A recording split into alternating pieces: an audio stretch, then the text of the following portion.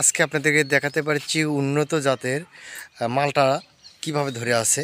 আপনারা ইচ্ছে করলে এই মালটাগুলো নিতে পারেন। দেখুন, একটা মালটা হলে 4 থেকে 5 জন মেহমানকে পার করা যাবে।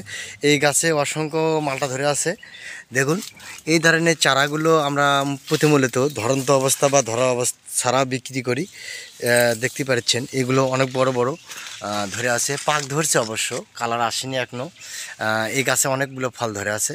গাছটা অতি ছোটো বা চিকন। দেখুন, এই গাছে এত অসংখ্য ফল ধরে আছে, আপনাদের অবাক হয়ে যাবেন। এই ধরনের গাছগুলো নিতে চান তাহলে আমাদের দেওয়া স্ক্রিনের নম্বরে ফলো করবেন। এই ধরনের গাছগুলো অবশ্যই আপনারা পারবেন। দেখুন, এই গাছের ছোটো ছোটো ডালে কীভাবে অসংখ্য ফল ধরে আছে। এই গাছগুলো আপনাদের মাঝে অল্প সীমিত মূল্যে বিক্রি হয়। আপনারা যদি কেউ নিতে চান তাহলে অবশ্যই নিতে পারবেন। এটা বাস্তবতা ভিডিও। আপনাদের যদি ভালো লেগে থাকে একটা লাইক, একটা কমেন্ট করবেন। আশা করি পরবর্তীতে আবারও দেখাবো। এই জিনিসগুলো আপনি খালে এত মজা পাবেন আর এত সুস্বাদু, এত ভালো, সেটা আপনাকে বলে বোঝাতে পারছি না। এই এই জাতটা অনেকটাই ভালো। আপনারা খেলে বলবেন যে কি। এখানে দেখুন, এই একটা ঝাড়ে 3 থেকে 4 পিস ধরে আছে, কত অসংখ্য এই ফলগুলো। এটা 12 মাসই ধরে থাকে। তো এই ফলগুলোর যদি আপনারা চাষ করেন মূলতভাবে, বাজারে এটার খুবই লাভবান হতে পারবেন। দেখুন, মাটির সাথে পড়া লাগে আছে, ছোট গাছ। এই যে এই গাছগুলো এত চিকন গাছে এত অসাধারণ ফল ধরে আছে, হ্যাঁ, আপনাদের অবাক হয়ে যাবেন। আশা করি আমাকে খুব ভালো লাগছে, তবে আপনাদেরকে ভালো লাগবে অবশ্যই। আমি এখানে সিঙ্গাপুরি হাইব্রিড সুপারি চারা দেখাবো। মূলত এই চারাগুলো দেখতে পাচ্ছেন। এই যে দেখুন, সিঙ্গাপুরি হাইব্রিড সুপারি চারাগুলো আমি একটা ভিডিওতে বলেছিলাম সাদা কালার থাকে। এদের সাদা কালারের যে তারা একটা স্পট, আপনি দেখুন প্রতিটা গাছে একটা সাদা কালার। এটা শ্যামার কারণে সবুজ কালারটা ঠিকমতো আসেনি, যেহেতু প্রাচীর চতুর্পাশে দিয়ে এরকম লাগানো, প্রাচীর চতুর্পাশে দিয়ে এরকম লাগানো।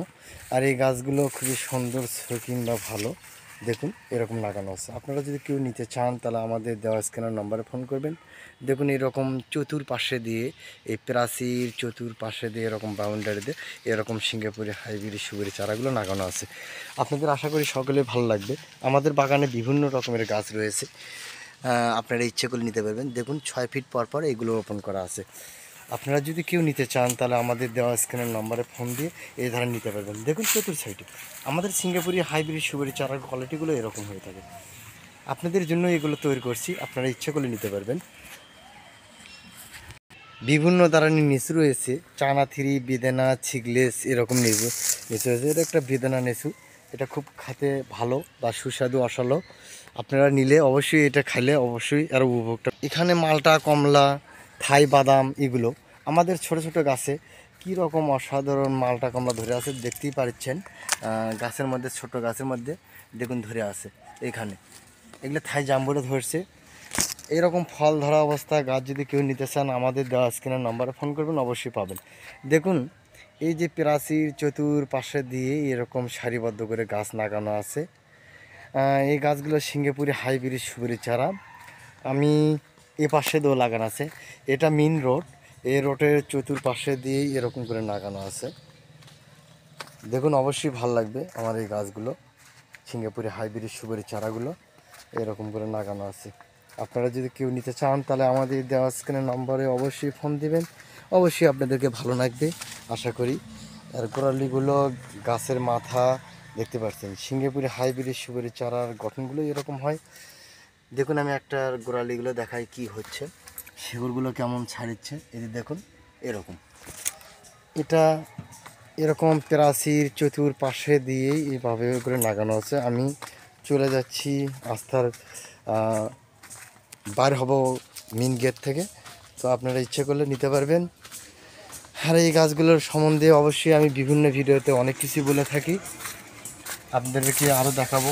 আপনারা অবশ্যই চোখ রাখুন, চোখ রাখলেই এটাই গেট দেখতে পাচ্ছেন। এই গেটটা বিশাল বড়, এরই মাঝখানে এগুলো চাষ করা হচ্ছে জানি কখনো না হারায়। আর সিঙ্গাপুরি সুপারি চারা হাইব্রিড, দেখুন এদের ফেনি আসবে অনায়াসে, তার একটা ইয়ে দেখা যাচ্ছে। আপনারা দেখুন, এটা আল্লাহ দেওয়ার নিয়ামত।